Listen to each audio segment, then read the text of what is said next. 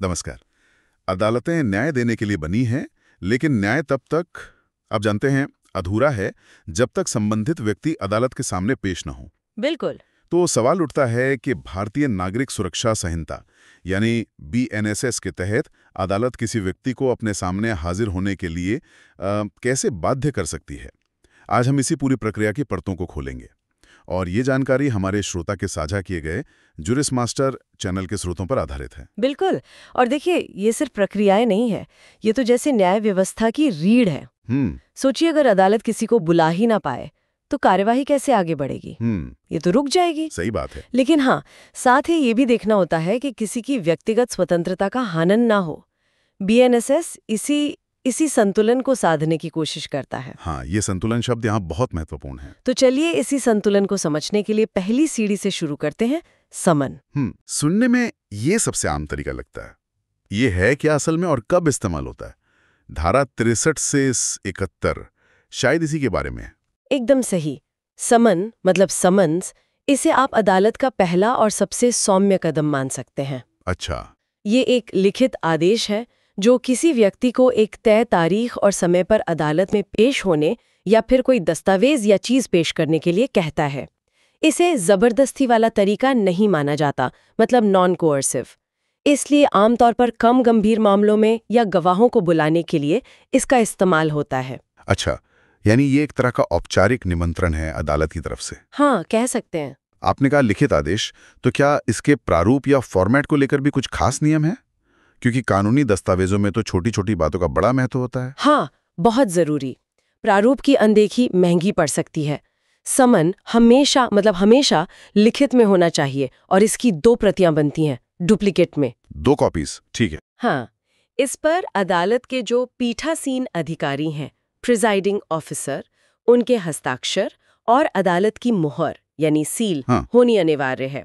और सबसे महत्वपूर्ण बात, इसमें उस व्यक्ति का स्पष्ट विवरण होना चाहिए, बिल्कुल साफ। साथ ही कहाँ, कब और किस समय पेश होना है, ये भी साफ साफ लिखा होना चाहिए। और अगर ये डिटेल्स मतलब अधूरे हों या गलत हों तो फिर पूरी प्रक्रिया ही अवैध मानी जा सकती है। देखिए, एक पुराना केस है एम्परर बनाम रंजीत सिंह।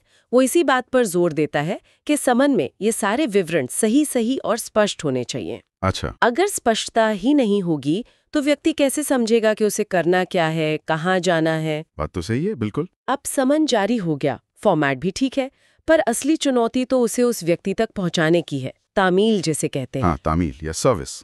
उसके क्या तरीके हैं? हाँ, तामील के लिए BNS काफी विस्तृत प्रक्रिया बताता है। कोशिश यही है कि समन वास्तव में व्यक्ति तक पहुंचे। सबसे सीधा तरीका है व्यक्तिगत तामील, मतलब पर्सनल सर्विस। ये धारा 64 में है। पर्सनल सर्विस, इसमें समन की एक कॉपी सीधे उसी व्यक्ति को दी जाती है और दूसरी कॉपी पर उसके दस्तखत ले लिए जाते हैं, सबूत के तौर पर एक्नॉलेजमेंट। अच्छा। सुधीर कुमार दत्त का एक मामला भी है जो इसी एक्नॉलेजमेंट के महत्व को रेखांकित करता है। लेकिन अगर वो व्यक्ति मिले ही नहीं या मान लीजिए लेने से मना कर दे तब? हाँ, ये भी होता है। तो उसके लिए भी व्यवस्था है। अगर व्यक्ति सीधे नहीं मिलता तो धारा 66 के अनुसार उसके परिवार के किसी वयस्क पुरुष सदस्य को समन दिया जा सकता है। अडल्ट मेल मेंबर को। ओके। हाँ, और अगर समन किसी कंपनी या सोसाइटी के नाम है तो उसके मुख्य अधिकारी को या फिर रजिस्टर्ड डाक से भी भेजा जा सकता है। ये धारा 65 में है। और मान लीजिए घर पर कोई वयस्क पुरुष सदस्य भी न मिले या घर ही बंद हो, तब क्या? ऐसी सूरत में या जब लगता है कि व्यक्ति जानबूझकर समन लेने से बच रहा है, तो फिर प्रतिस्थापित तामील का रास्ता अपनाते हैं, सब्स्टिट्यूटेड सर्विस, धारा 67। सब्स्टिट्यूटेड सर्विस ये कैसे होती है? इसमें समन की कॉपी उसके घर के दरवाजे या किसी ऐसी जगह पर चिपका दी जाती है जहां से आसानी से दिखे, या फिर मोहल्ले में सार्वजनिक मुनादी भी करा सकते हैं। अच्छा। और एक कॉपी अदालत के परिसर में भी लगाई जाती है। यानी कोशिश पूरी की जाती है कि सूचना व्यक्ति तक पहुंच ही जाए। बिल्कुल। सरकारी कर्मचारियों या फिर जो लोग अदालत के जुरिस्डिक्शन से बाहर रहते हैं, उनके लिए भी कुछ अलग नियम होंगे? हाँ, बिल्कुल। अगर व्यक्ति सरकारी कर्मचारी है तो समन उसके ऑफिस के हेड को भेजा जाता है, धारा 68। हेड ऑफ ऑफिस को। हाँ। और अगर व्यक्ति अदालत के अधिकार क्षेत्र से बाहर रहता है तो वहां के स्थानीय मजिस्ट्रेट को समन भेजकर तामील करवाई जाती है। ये धारा 69 है। गवाहों के लिए तो एक और सुविधा है धारा 71 में। उन्हें रजिस्टर्ड डाक से भी समन भेजा जा सकता है और उसकी जो रसीद होती है वो तामील का पक्का सबूत मानी जाती है। काफी व्यापक व्यवस्था है ये तो। और अदालत को कैसे पता चलता है कि समन ठीक से तामील हो गया? प्रूफ क्या है? जो अधिकारी तामील करता है उसे एक रिपोर्ट देनी होती है। इसमें बताया जाता है कि समन कब और कैसे तामील हुआ। धारा 70 ये कहता है कि इस अधिकारी का हलफनामा मतलब एफिडेविट या उसका एंडोर्समेंट ही तामील का पर्याप्त सबूत माना जाता है। ठीक है, तो समन एक तरह से अदालत का पहला नरम निवेदन है हाजिर होने के लिए। हाँ, कह सकते हैं। और जाहिर है ये हमेशा काम नहीं करता होगा, या कभी कभी मामला इतना गंभीर होता है कि सीधे सख्त कदम उठाने की जरूरत पड़ती होगी। बिल्कुल। यहीं पर वारंट की भूमिका आती है ना, धारा 72 से 81 इसी के बारे में। बिल्कुल। जब समन नाकाम हो जाए या फिर मामला शुरू से ही गंभीर प्रकृति का हो, जैसे कि कोई गैर जमानती अपराध, तो अदालत गिरफ्तारी का वारंट जारी कर सकती है, वारंट ऑफ अरेस्ट। हम वारंट, ये समन से ज्यादा सख्त कदम है। ये भी अदालत का एक लिखित, हस्ताक्षरित और मुहरबंद आदेश ही होता है। अच्छा। लेकिन ये किसी पुलिस अधिकारी या अन्य नामित व्यक्ति को निर्देश देता है कि वो वारंट में बताए गए व्यक्ति को गिरफ्तार करे, अरेस्ट करे। समन की तरह वारंट में भी कुछ जरूरी बातें होंगी जिनका ध्यान रखना होता होगा। क्या चीजें जरूरी हैं इसमें? हाँ, वारंट में भी स्पष्टता बहुत जरूरी है। इसमें गिरफ्तार किए जाने वाले व्यक्ति का पूरा नाम, पता और दूसरी पहचान संबंधी डिटेल्स साफ साफ लिखी होनी चाहिए। बिल्कुल क्लियर। हाँ, किस अपराध के लिए गिरफ्तारी हो रही है इसका भी उल्लेख होना चाहिए। और सबसे अहम, ये वारंट किस अधिकारी या व्यक्ति द्वारा निष्पादित किया जाएगा ये भी लिखा होना चाहिए। एक बात और बहुत महत्वपूर्ण, अदालत कभी भी किसी भी व्यक्ति या अज्ञात व्यक्ति के नाम जेनेरिक वारंट जारी नहीं कर सकती। नाम स्पेसिफिक होना चाहिए। अच्छा, ये जेनेरिक नहीं हो सकता, ठीक है। और ये वारंट कब तक वैध रहेगा? इसकी कोई एक्सपायरी डेट होती है? नहीं, जब तक इसे जारी करने वाली अदालत खुद इसे रद्द ना कर दे या जब तक इसका निष्पादन यानी व्यक्ति की गिरफ्तारी न हो जाए तब तक ये वैलिड रहता है। अच्छा, तो कैंसिलेशन या एग्जीक्यूशन तक वैलिड। हाँ। क्या वारंट का मतलब हमेशा जेल ही होता है या इसमें भी कोई रियायत की गुंजाइश है? मुझे याद है फिल्मों में दिखाते हैं जमानती वारंट, वो क्या चीज है? हाँ, आपका कहना सही है। फिल्मों ने ये शब्द काफी आम कर दिया है और बीएनएसएस में भी जमानती वारंट यानी बेलेबल वारंट का प्रावधान है। अच्छा, है प्रावधान? हाँ। इसमें अदालत वारंट पर ही ये निर्देश लिख सकती है कि अगर गिरफ्तार किए जाने वाला व्यक्ति एक निश्चित रकम की जमानत मतलब सिक्योरिटी और बॉन्ड भर दे तो उसे गिरफ्तार करके हिरासत में रखने की बजाय जमानत पर छोड़ दिया जाए।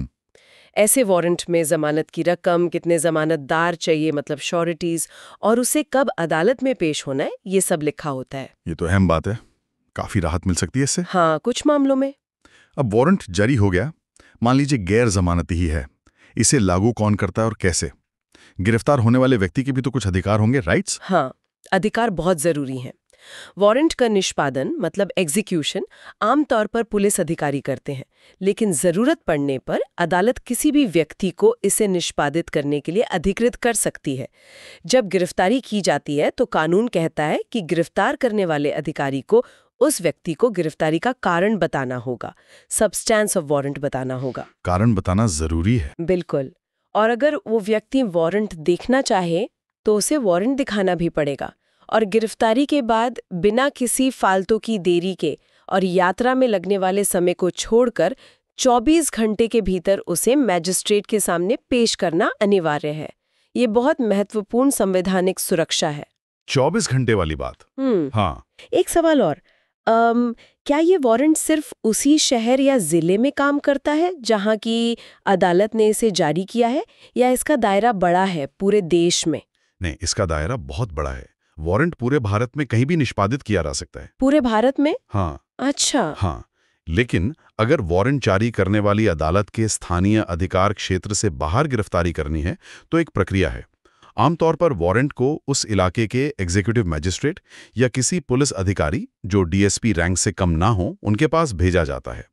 फिर वो उस पर पृष्ठांकन करते हैं, एंडोर्समेंट, मतलब एक तरह से उसे स्थानीय स्तर पर प्रमाणित करते हैं। लेकिन अगर अपराधी भाग रहा हो और इस एंडोर्समेंट वगैरह में देर होने का खतरा हो तो टाइम लग सकता है इसमें? बिल्कुल सही सवाल। ऐसे अर्जेंट मामलों में जहां एंडोर्समेंट की प्रक्रिया में देरी से अपराधी के भाग जाने का डर हो, पुलिस अधिकारी बिना एंडोर्समेंट के भी गिरफ्तारी कर सकता है। कानून प्रैक्टिकल भी है। अच्छा, ये भी प्रोविजन है। हाँ, और अगर गिरफ्तारी वारंट जारी करने वाले जिले से बाहर होती है तो गिरफ्तार व्यक्ति को जमानत संबंधी नियमों को ध्यान में रखते हुए उस इलाके के जिला मजिस्ट्रेट या जिला पुलिस अधिकारी मतलब डीएम या डीएसपी के सामने पेश किया जाता है। हाँ। अरुण के सिंह बनाम स्टेट का मामला इसी बात पर जोर देता है कि ऐसे मामलों में भी जमानत की संभावना पर विचार किया जाना चाहिए। ओके। और ये भी जानना रोचक है कि वारंट सिर्फ अभियुक्तों के लिए ही नहीं बल्कि कभी-कभी गवाहों की उपस्थिति सुनिश्चित करने के लिए भी जारी हो सकता है। पीके वद्दे मामले में ऐसा हुआ था। अच्छा, गवाहों के लिए भी वारंट? ये तो नई बात पता चली। हाँ। खैर, तो समन हो गया, वारंट भी हो गया। लेकिन मान लीजिए कोई व्यक्ति इतना शातिर है कि वारंट जारी होने के बाद भी फरार है या जानबूझकर छिपा हुआ है, पुलिस उसे ढूंढ नहीं पा रही। अब अदालत के पास क्या चारा बचता है? यहाँ तो मामला और गंभीर हो गया। हाँ, अब स्थिति और गंभीर हो जाती है और यहीं पर बीएनएसएस के अगले और ज्यादा सख्त प्रावधान काम आते हैं। उद्घोषणा यानी प्रोक्लेमेशन और कुर्की यानी अटैचमेंट। उद्घोषणा और कुर्की, हाँ, इनका जिक्र धारा 82 से 86 में मिलता है। अगर अदालत को लगता है, चाहे सबूत लेकर या बिना सबूत लिए भी, कि जिस व्यक्ति के खिलाफ वारंट जारी हुआ है वो फरार हो गया है या खुद को छिपा रहा है ताकि वारंट उस तक न पहुंचे, तो अदालत एक लिखित उद्घोषणा प्रकाशित कर सकती है। ये धारा 82 है। उद्घोषणा, ये शब्द थोड़ा भारी है। आसान भाषा में इसका मतलब क्या हुआ? एक तरह की सार्वजनिक चेतावनी, पब्लिक अनाउंसमेंट जैसा। हाँ, आप इसे एक औपचारिक सार्वजनिक घोषणा या चेतावनी कह सकते हैं, पब्लिक नोटिस। इसमें उस व्यक्ति को निर्देश दिया जाता है कि वो एक निश्चित तारीख और समय पर, जो उद्घोषणा छपने की तारीख से कम 30 दिन बाद की होनी चाहिए। 30 दिन का समय? हाँ, कम से कम 30 दिन उस समय पर एक निश्चित स्थान पर हाजिर हो। और ये घोषणा लोगों तक पहुंचाई कैसे जाती है ताकि उस व्यक्ति को पता तो चले? मान लीजिए वो अखबार नहीं पढ़ता। हाँ, इसके लिए कई तरीके अपनाए जाते हैं ताकि बात ज्यादा से ज्यादा लोगों तक और उस व्यक्ति तक पहुंच सके। पहला, इसे उस गांव या कस्बे में सार्वजनिक रूप से पढ़ा जाता है, पब्लिक रीडिंग।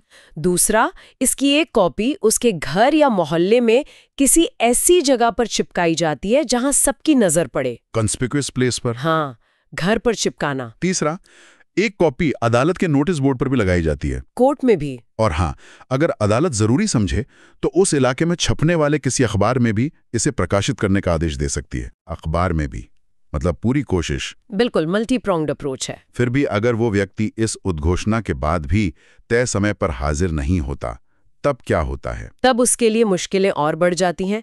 अदालत उसे उद्घोषित अपराधी घोषित कर सकती है, प्रोक्लेम्ड ऑफेंडर। Proclaimed offender. हाँ, कुछ गंभीर अपराधों के मामलों में तो अगर वो 30 दिन में हाजिर नहीं होता तो उसे कानूनन उद्घोषित अपराधी मान लिया जाता है। इसका बड़ा असर पड़ता है, जैसे कि फिर उसे अग्रिम जमानत या सामान्य जमानत मिलना लगभग नामुमकिन हो जाता है। बहुत मुश्किल। उद्घोषित अपराधी घोषित होने के बाद क्या होता है?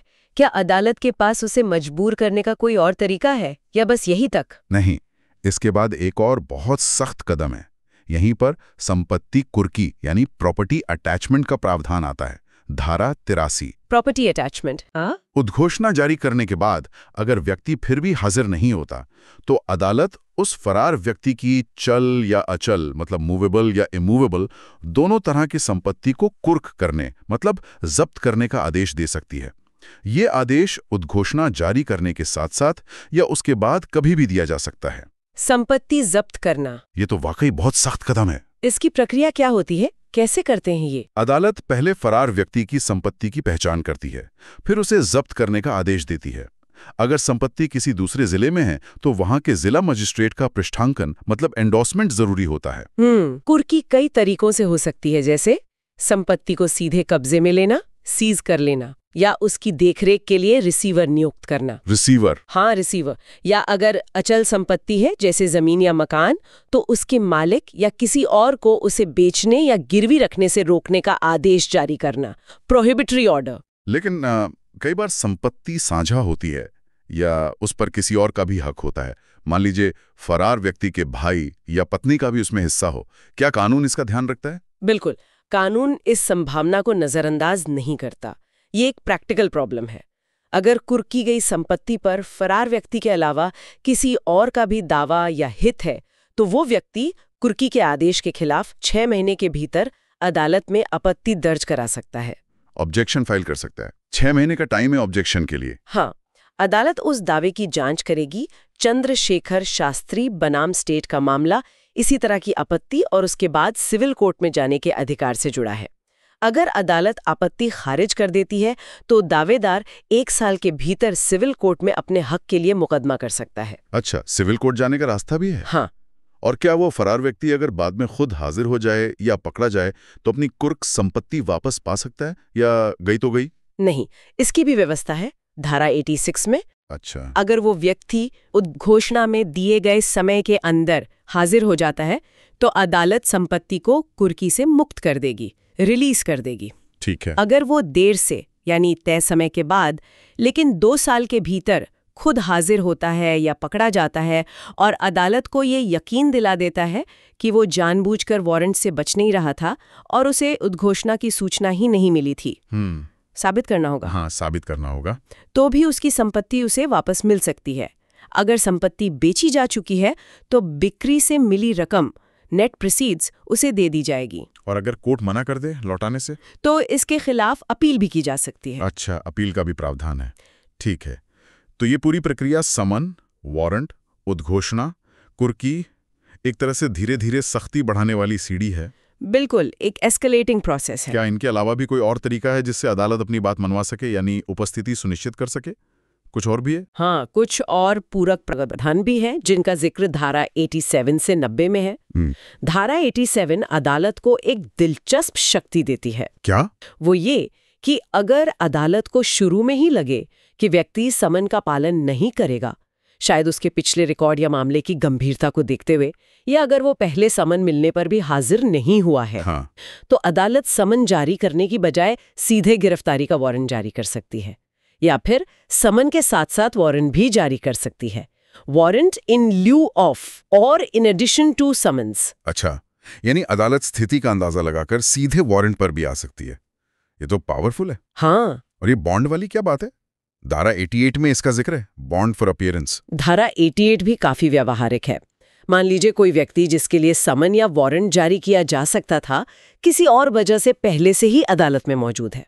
ओके, कोर्ट में ही है। हाँ, तो अदालत का पीठासीन अधिकारी उसे कह सकता है कि वो भविष्य में जरूरत पड़ने पर हाजिर होने के लिए एक बॉन्ड भर दे। ये बॉन्ड जमानतदारों के साथ भी हो सकता है और उनके बिना भी, मतलब विद और विदाउट श्योरिटीज। लेकिन अगर वो बॉन्ड भरने से मना कर दे तो क्या उसे वहीं गिरफ्तार कर लेंगे? नहीं, यही इसकी खास बात है। ये एक तरह की स्वैच्छिक प्रक्रिया है, वॉलंटरी। अगर व्यक्ति बॉन्ड भरने से इनकार करता है तो उसे सिर्फ इस इनकार के लिए हिरासत में नहीं लिया जा सकता। अरे वाह! हाँ, लेकिन अगर वो बॉन्ड भर देता है और फिर उस बॉन्ड की शर्तों का उल्लंघन करता है, यानी तय तारीख पर हाजिर नहीं होता, तब अदालत उसकी गैर हाजिरी के लिए वारंट जारी कर सकती है। अच्छा, तब एक्शन होगा। समझ गया।